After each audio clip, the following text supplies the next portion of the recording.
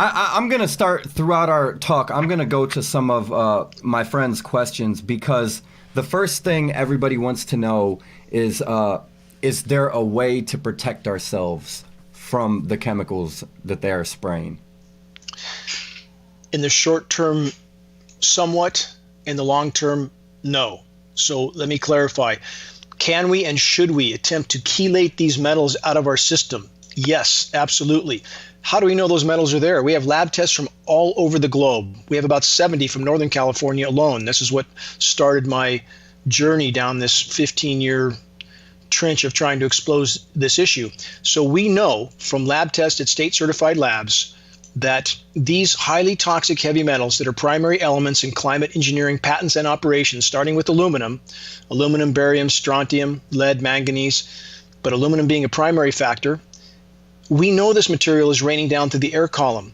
Our lab tests prove it. And the amount coming down is in massive quantities. And you'll hear disinformation sites and sources say, well, aluminum is very abundant in the Earth's strata, about 8% of the Earth's strata. We would expect to see it everywhere. That is an absolute blatant, glaring lie. Aluminum, let me say this clearly, aluminum does not exist in the environment in free form, period.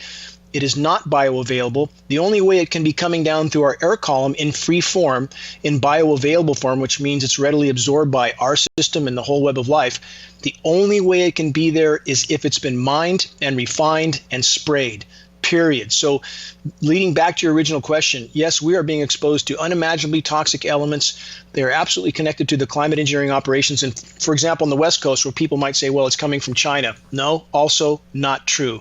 And this is all information that none of the disinformation sites or sources will volunteer because they know that would reveal that this issue is in fact ongoing. We have CARB studies, California Air Resource Board studies on the aerosols migrating from Asia. Aluminum, for example, not amongst those aerosols because it cannot migrate across such distances. Only mercury can. So again, we have study and peer-reviewed reports to back up our conclusions at geoengineeringwatch.org. So back to the chelating. Every person, every human subject that we have tested, hair, blood, and urine, they're packed with these metals. Mm-hmm. We have to keep them migrating through our system to keep them from building up because they're bioaccumulative also. So chelating elements, and chelating has to be done very carefully. There are supplements, even common supplements, vitamin C and calcium are chelators. But I would recommend people talk to a nutritionalist. Chelation must be done carefully. You can't do it too aggressively or you will do more harm than good. But to keep these elements moving through our system, to keep us as healthy and sharp as we can while we're fighting climate engineering, because if we don't stop climate engineering, all the efforts to keep our own personal health will not matter. Life on Earth will perish. And I'm not blaming everything on climate engineering. I want to state that clearly. We've been horrible stewards of our planet. This is important to understand and remember. Every form of human activity that alters the energy balance of the planet is a form of geoengineering. It's altering the natural equilibrium and balance that was once here. But that being said, the single greatest disrupting factor we face today, the single greatest threat we face today, short of nuclear cataclysm, is climate engineering. And the list of reasons why is long. But back to, again, your original question. Yes, let's stay healthy. Let's try to chelate, get guidance to do that. But at the same time, we must focus on stopping climate engineering or nothing else will matter in the very near term. Okay, here's something myself and a lot of other people are wondering that you might have a great idea about. Do you think that, I hate to go down the conspiracy road, but do you think that geoengineering, climate engineering is a necessary evil, or do you think it's part of a greater plan to, say, reduce our world's population to a more manageable number that could easily be, I hate to go crazy on you, but be enslaved? Do you think there's a sinister agenda, or do you think it's a necessary evil? Let me back into this first. I think it should be clear to most who are even slightly awake that the whole conspiracy theory term is very useful to the power structure.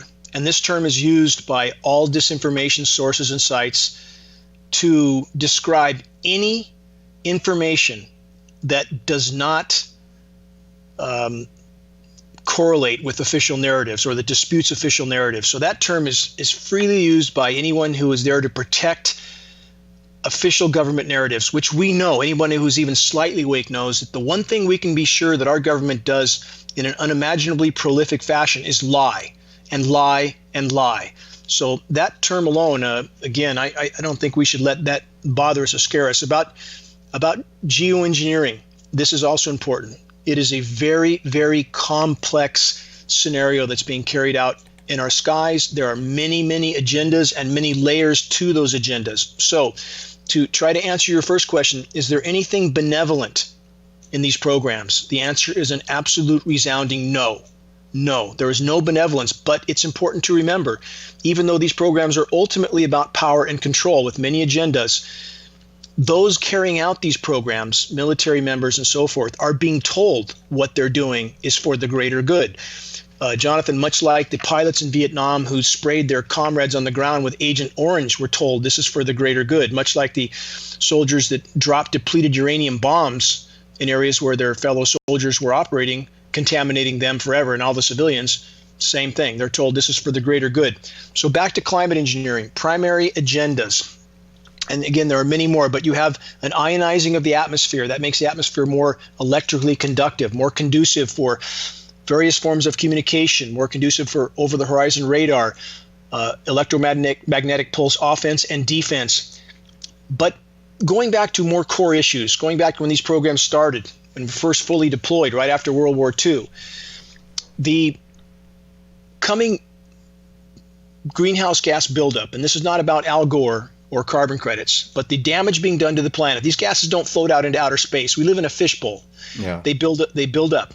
So in the attempt to mask the severity of what was happening from the public and to use weather as a weapon, and that's very critical. Weather warfare is a matter of historical fact. It's not opinion. So in order to use weather as a weapon, in order to mask the consequences of manipulating the weather, and in order to keep business as usual, to keep power consolidated, to use this power, this covert weapon of war, which again, weather warfare is their crown jewel. It's the crown jewel of the power structure because they can destabilize and topple nations without those nations ever even knowing they went to war. We have many examples of this, not just Vietnam, but we have countries like Iran stating on the record in recent years that NATO weather modification programs are cutting off their precipitation. That's another subject. But the bottom line is dozens and dozens and dozens of countries have been brought to their knees by weather warfare without those countries even knowing they went to war. So this was a covert weapon of the power structure. They needed to mask the severity of biosphere implosion from the public because otherwise the public might not support this activity. Of course, they wouldn't support it. So you have those two aspects, weather warfare, masking the severity of damage done to the planet while doing even more damage at the same time.